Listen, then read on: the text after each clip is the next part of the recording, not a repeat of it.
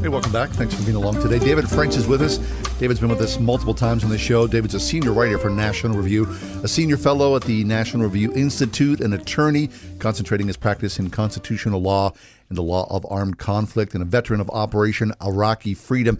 He is also the author or co-author of several books, including most recently the #1 New York Times bestseller, Rise of ISIS, A Threat We Can't Ignore. David's at the University of Pittsburgh this evening and tomorrow at Grove City College. David, good to see you in person. Yeah, thanks for having me. It's great to see you guys in person. I mean, I don't know how many times we've talked on the phone, but this is much more fun. Countless, Yes. countless, yes. All right, have you been to Pittsburgh before? I have. I've been a few times. Okay. Yeah. I mean, I lived in Philly for a little while. I didn't know that. Does Yeah. that mean you're an Eagles fan? You know, I'm a Titans fan, Tennessee Titans, okay. which Fine. is All usually right. a long and miserable. It really is. I'm sorry for Yeah, you. it's long misery, but we've turned it around a little bit. Yeah. Good. Little bits. A little bit. That's yeah. right. We'll take it. When you're looking up at the Jacksonville Jaguars, it's still not good. No, it's not. Yeah. It's a very bad place to be in the Yeah. NFL. All right, David. So for our guests who aren't familiar with who you are, can I ask you to tell your story? I mean, ahead of speaking tonight at Pitt, speaking tomorrow at Grove City, I think more than anyone we know, you have a vast cross-section of things that you've done in life. I think that's another way of saying I still don't know what I want to do when I grow up. Right, and Yeah. we can't put you in a category. No, I grew up in Kentucky, went to college in a small college called Lipscomb University in Nashville, Okay. Christian college, and then went to law school at Harvard, very different experience.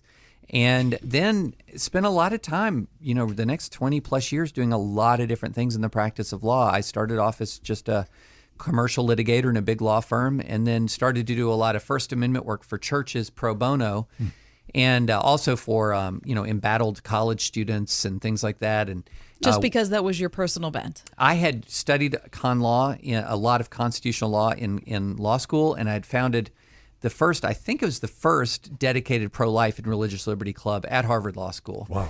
And Good for you. So I had that interest, and just, being in church, I was, people would call and ask for advice, and one thing led to the other, and I was representing churches and religious student groups. And after a while, I decided to become a civil liberties lawyer full time, and I ran for a time the Foundation for Individual Rights and Education in Philly, and then I joined the Alliance Defending Freedom and then the American Center for Law and Justice, and did a ton of work on college campuses. I used to say, I don't know if it's still true, but at one time it was true that I've sued more colleges and universities for violation of the First Amendment than any other living lawyer. Oh, congratulations. Yeah, thank you. I'm very proud of that. Somebody had to. Yeah, and then in the middle of all that, I joined the Army Reserves and volunteered to go to Iraq, and was in Iraq in the surge in 07-08 with the 3rd Armored Cavalry Regiment. And almost 3 years ago, I left the full-time practice of law. I got out of the military, and I joined National Review full-time writing. So that's where you are right now. that's where I am right now. So let's go back then. The story of being a lawyer and being successful in your practice, but then September 11th happened. And of course, for a lot of people, there was a change in how they looked at the world. And so you did something about it. Yeah, it actually took me a while. It was September 11th happened.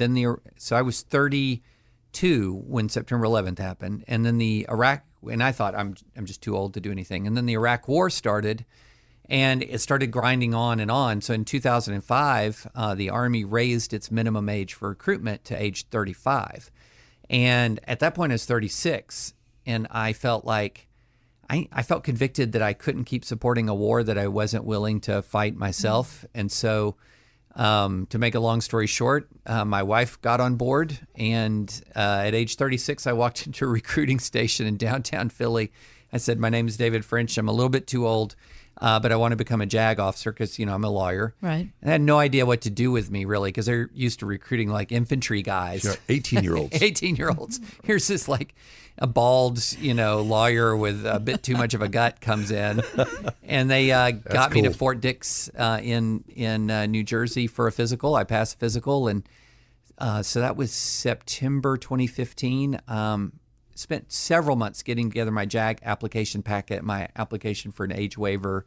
And then by May of 2016, I was accepted sworn in and was at officer basic training in Fort Lee, New Jersey. And part of you had to think, how did this happen? Oh, well, all how along did the I way. get here? What's basic training like? Yeah, well, I'll say this for officers at that, it's not quite the same. Okay. It's still hard. Yeah. I mean, it's still hard. It was very, very challenging. But it's so funny because I was older than the vast majority of the other guys there.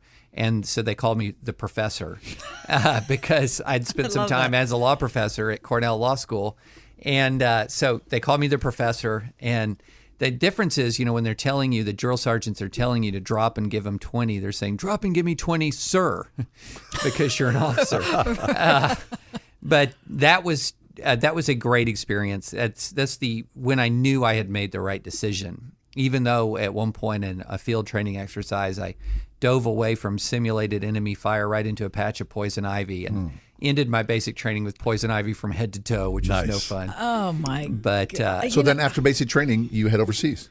I did basic training, and then I did the Army's what's called the JAG basic course for your Army legal training. So you have to do how to become a soldier and then how to become an Army lawyer training back to back. And I finished that by April 2007. And then in October 31st, 2007, I was leaving home and heading to Iraq. And you were there for how long? I was there from October 31st till the end of September of 2008. So 11 months. I got to tell you, David, I mean, we've talked about this a ton of times, but I admire you so much for that, simply because, first of all, I didn't do that. And I never thought of doing that. And you might say, well, yeah, you're a girl. But still, it's different. We in America today are not used to giving up anything.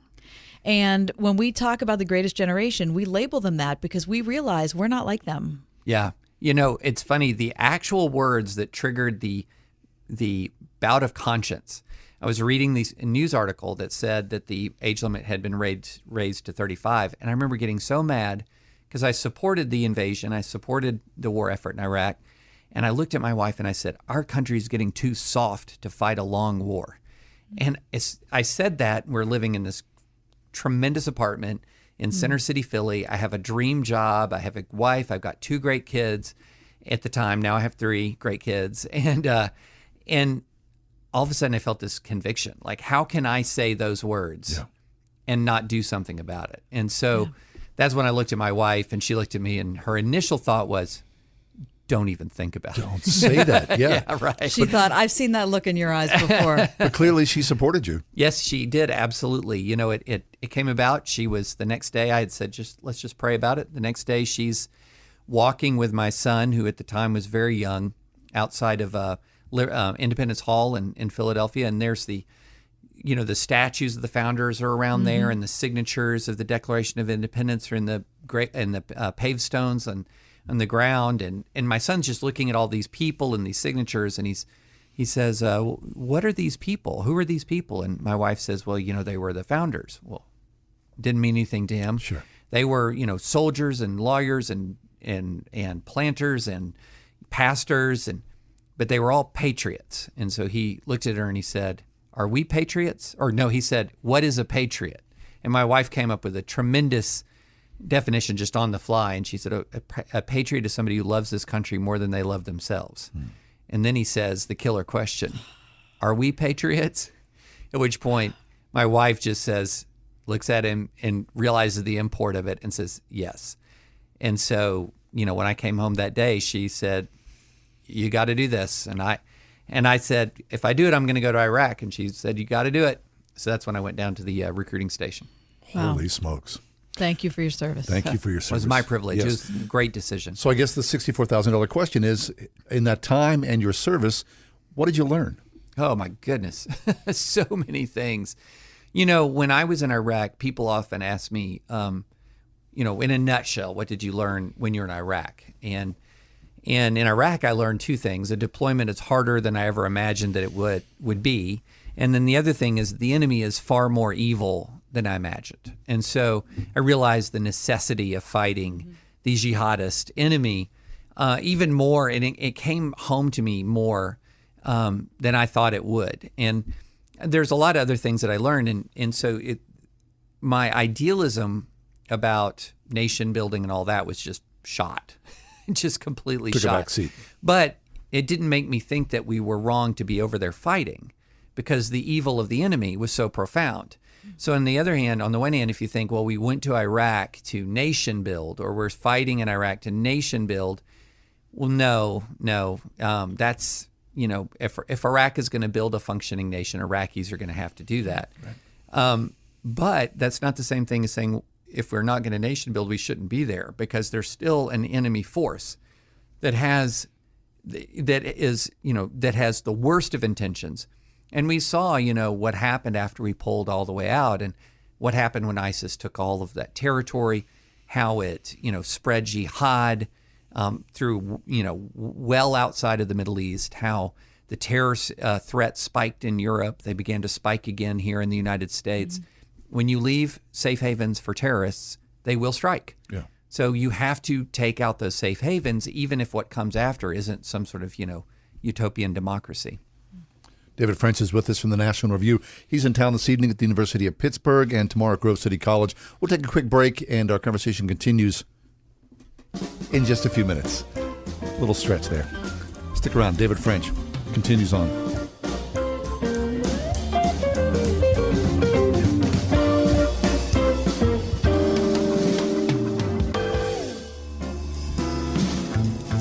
Welcome back. David French is with us. He's a senior writer for the National Review, a senior fellow at the National Review Institute, in town this evening at the University of Pittsburgh and tomorrow at Grove City College. Well, I'm thrilled you're speaking at those two institutions, David. I'm a Pitt grad, and the church I go to and work at is on the Pitt campus. So I love the students of the university there and the faculty and that whole environment.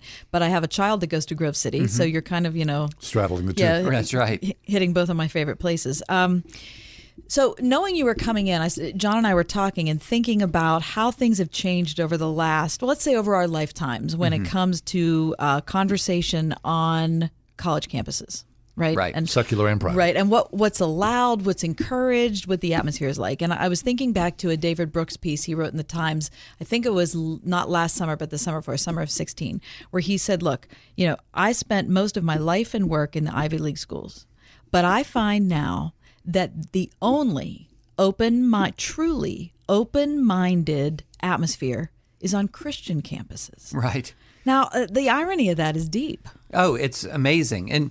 And if you were to say that to somebody who hadn't spent any time on Christian college campuses, they think that's crazy. They would say that's made completely nuts. You're so in the ghetto. Completely nuts. But that's been the case for a while. I mean, I went to a college from 87 to 91 at a college that we had daily required chapel and daily required Bible, curfews at 11 p.m., no drinking, no dancing, no shorts. I mean, we're talking no strict. Card playing. Rook and spades. Okay, but certainly not with dancing associated. Yeah. Right. No poker. No poker, that's right. And classroom conversations were free and uninhibited. I mean, all ideas could be challenged. You could challenge everything that the school was teaching, that the Bible professors were teaching, and you could do so with impunity. And the students welcomed the challenges. I mean, we were talking in the break about we had some atheist students who went to this Christian college. Why did they go? I don't know. Maybe their parents made them. But we were eager to hear from them and eager to engage with them. And so I remember thinking, well, that's what college is like. And what's going to happen when I go to law school at Harvard is I'll meet people who are also eager to engage, but they'll just have a lot of different perspectives than what were present at my Christian college. Yeah. And what I found was, there were some people who were very eager to engage. I mean, I was like a person who had landed from another planet to them. Because you were conservative? Because I was a conservative Christian. Many of them had never had a conversation with a conservative evangelical Christian in their lives. Wow. Yeah. And so from that standpoint, some were. But others were not ready to engage. I mean, you were the enemy. Oh, I was shouted down in class.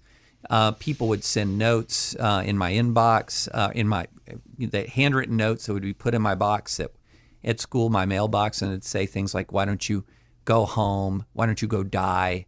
And this is just over intellectual discourse. This is over disagreements, mainly about abortion policy or constitutional law or religious liberty. I would say things about, the free exercise clause in the First Amendment, and I'm trying to make an argument about it, and you would have people start hissing in the middle of class. It was so bizarre.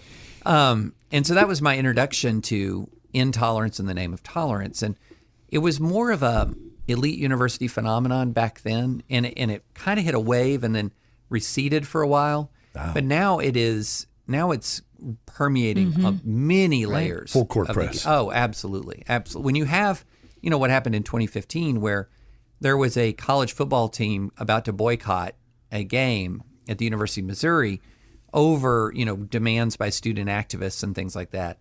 That's when I realized we'd hit another whole level of this, because you don't mess with SEC football. You can exactly. You can do mess a lot with of academic freedom, but you don't mess with SEC football.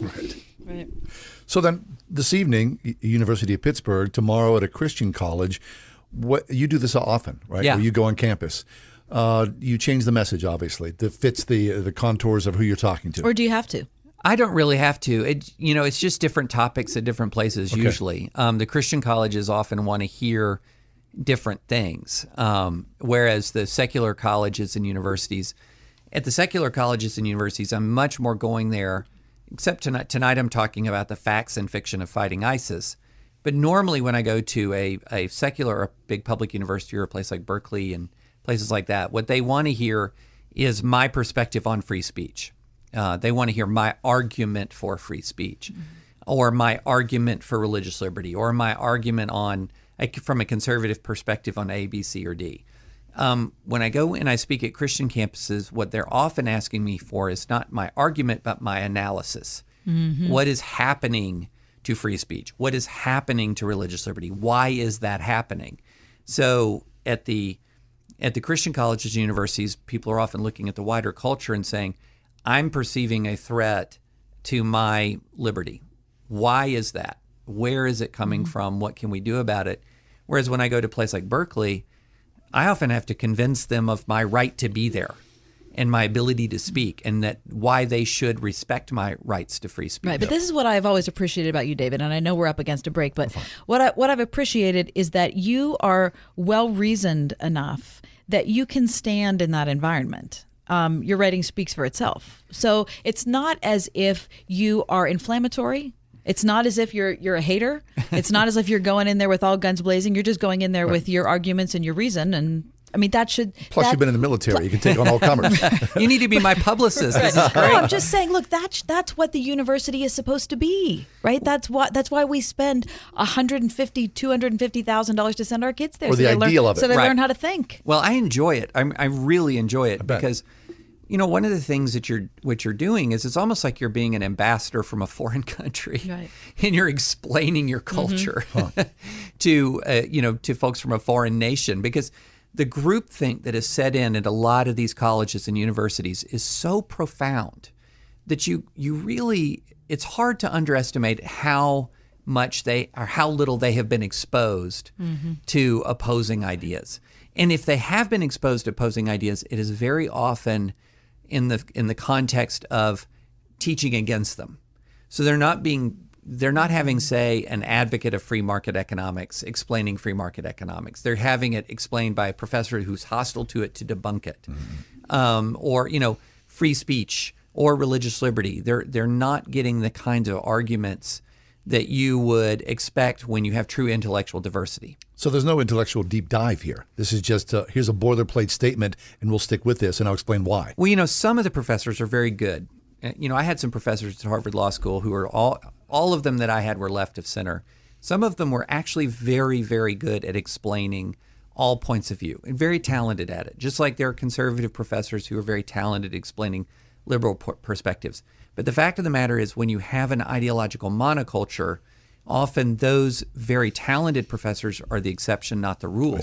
Whereas if you had intellectual diversity and you had ideas constantly being tested, the quality of the instruction would be considerably better. David French is with us from the National Review. We need to take a quick break, but please stay with us. Our conversation continues in just a couple of minutes.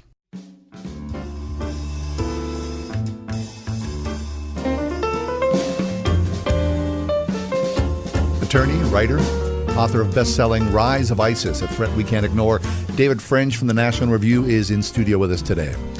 David, I want to talk about perhaps the word of the season, polarization. Yes. Right. We're living it.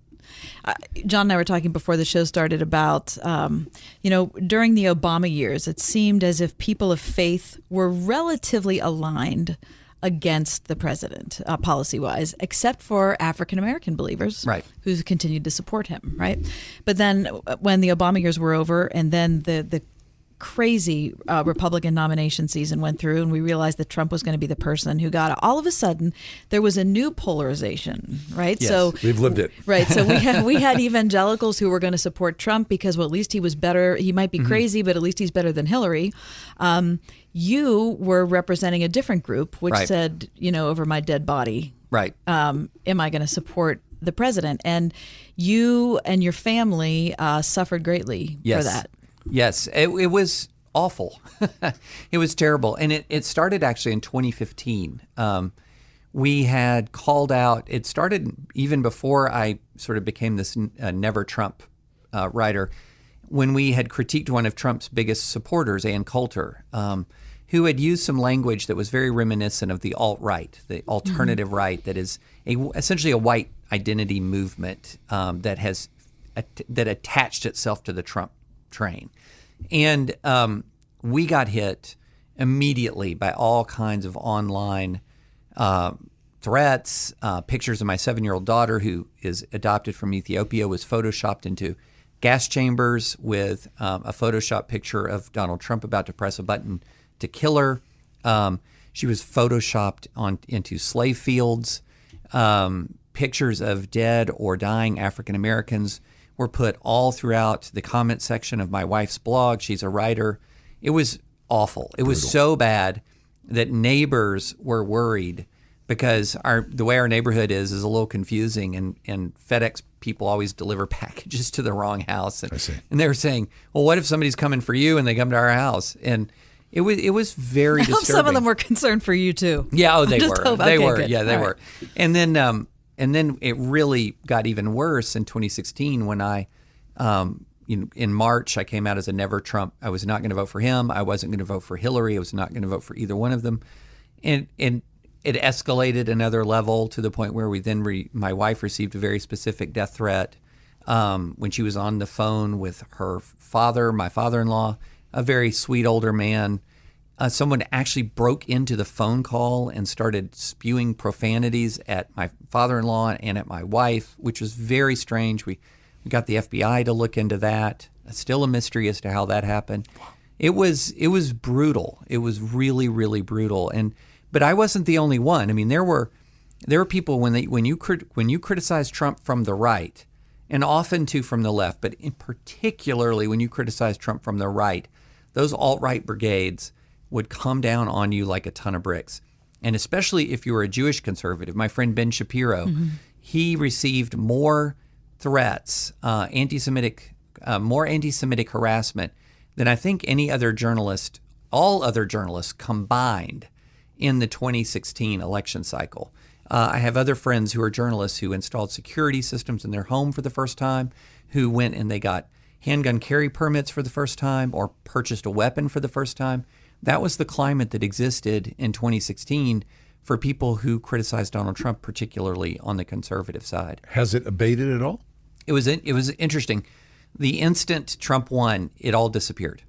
It was campaign-related harassment. Now, what did not disappear were interpersonal tensions.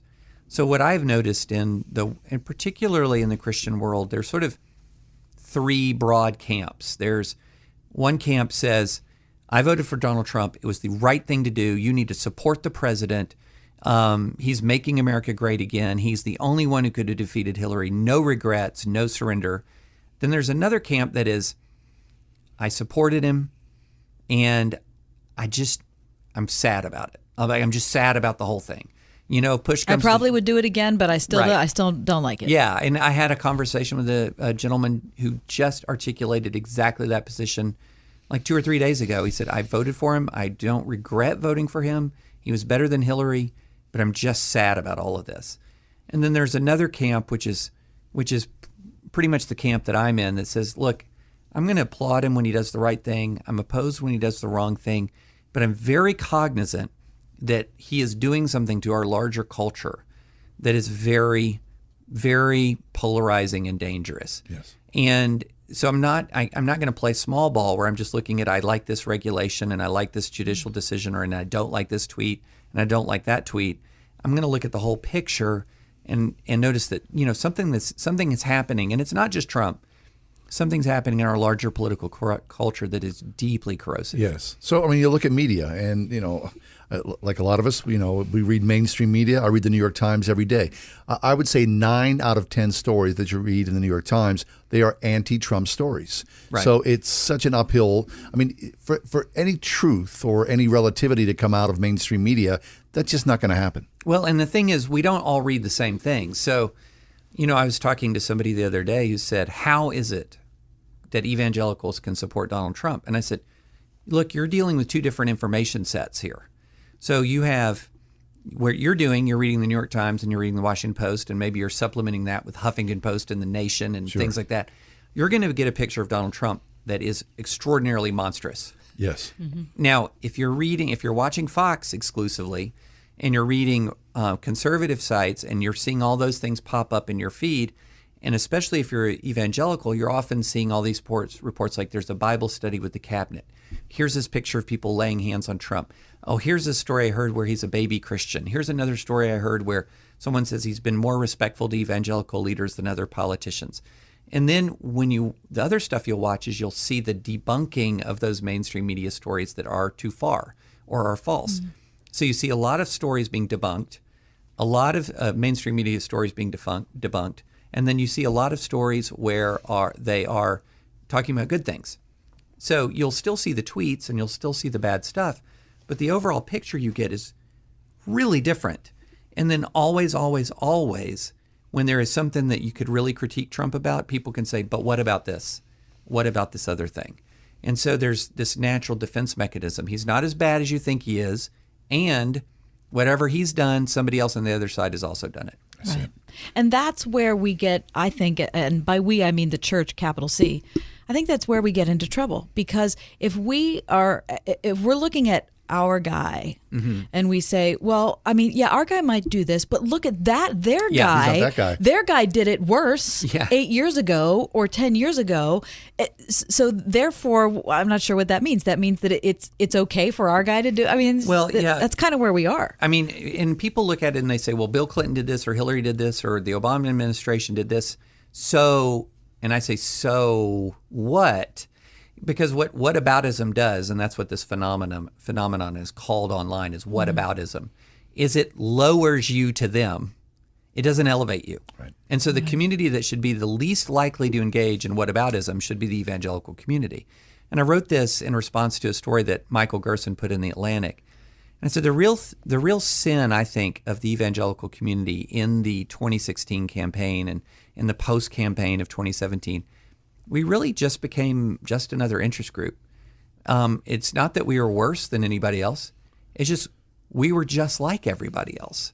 And this is for the followers of Jesus Christ. We've essentially said, okay, we're an interest group. We're going to take politics and look at it completely transactionally. Whatever he does for us is good. If he does good things for us, that's great. We're going to be loyal to him so long as he does good things for us, even if he's, had affairs with porn stars or all of the other things that he's done. And that is not the role of the Christian witness in American public life. Right. And it also ignores the powerful cultural impact that a president has. And evangelicals used to understand the power of that cultural testimony.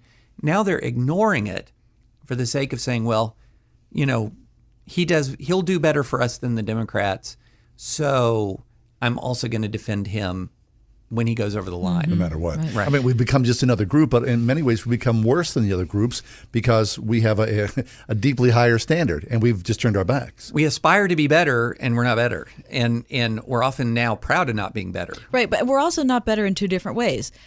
I think the other side also needs to be said that our calling is to be people of truth.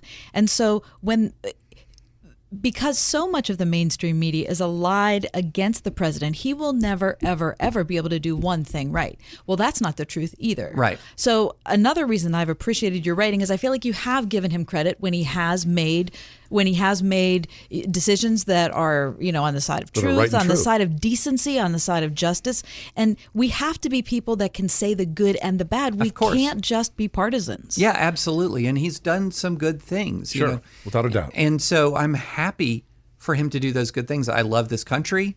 I want the people of this country to have more prosperous lives. And so when he does things that I think will advance the common good, I'm going to celebrate it. And he responds to praise.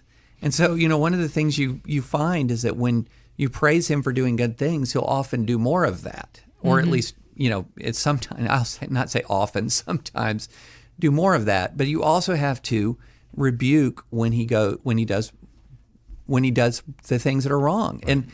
But here's where he has evangelicals in a box. And I hear this all the time. He has such a premium on loyalty. Now, he's not loyal, but he demands it from others. Demands it, that if they critique him, they feel like they will jeopardize their access and their ability to influence him. So we tamp it down. Tamp it down. And so they say, we voted for him to get these good things through. If we criticize the bad things, then he won't do the good things. Mm-hmm. And so it's almost like a kind of blackmail. You have to support me through thick and thin, or you won't get the goodies. David French is with us from the National Review. We're talking about a lot of different subjects. He's in town this evening at the University of Pittsburgh, tomorrow at Grove City College. We've got a few minutes left, so stick around. More of David French straight ahead.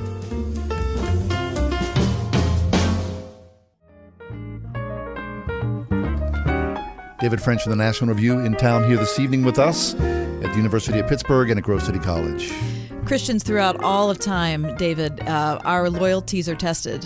Yes. Right. And are you a friend of Caesar's? Are you a friend of Bill Clinton's? Are you a friend of Barack Obama's? But we're called to be friends of Jesus first. Right. Yes. Right. So that has to be our ultimate loyalty. But in today's America, it's easy to get confused. Oh, it's very easy. I hear Christians actually comparing Trump to King David as crazy as that sounds. Right, David, because he was a flawed leader, but he was still a man after exactly. God's own heart. But so in that analogy, who's Nathan? Who's Nathan? And that's a good question. That's the role of the church. The role of the church is not to defend David. Go and say, on the Jerusalem News Network that no, David didn't actually murder anybody. A general on the front line. That's a misunderstanding. That's a misunderstanding. That's not murder. That doesn't meet the elements of the homicide statute. He's totally fine. That's what you see a lot of Christians doing now instead of doing what Nathan did. And because Nathan understood where his loyalties ultimately lie. And so he confronted the king. And that's the role of the church. The church isn't to apologize for the king. Mm-hmm. Unless the king is right. But when the king does wrong, confront. Yes. Confront, yes. Right.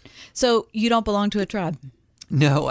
You're tribeless. I'm tribeless right now. Right. Yeah. I think we're part of that. Yeah. We don't belong to what you don't belong. You feel good about that decision? I do. It's liberating, though difficult, because we human beings like to be with... Yeah. Connected relationship. Exactly. We like to feel accepted. Yeah. Exactly. David, thanks an awful lot. We've always enjoyed having you with us, and in person, that's a good thing as well. Well, thanks for having me. This has been fun. Our pleasure. So tonight at the University of Pittsburgh, tomorrow at Grove City College. All the information about David French available right now on our website, johnandkathyshow.com, and on Facebook, The Ride Home with John and Kathy.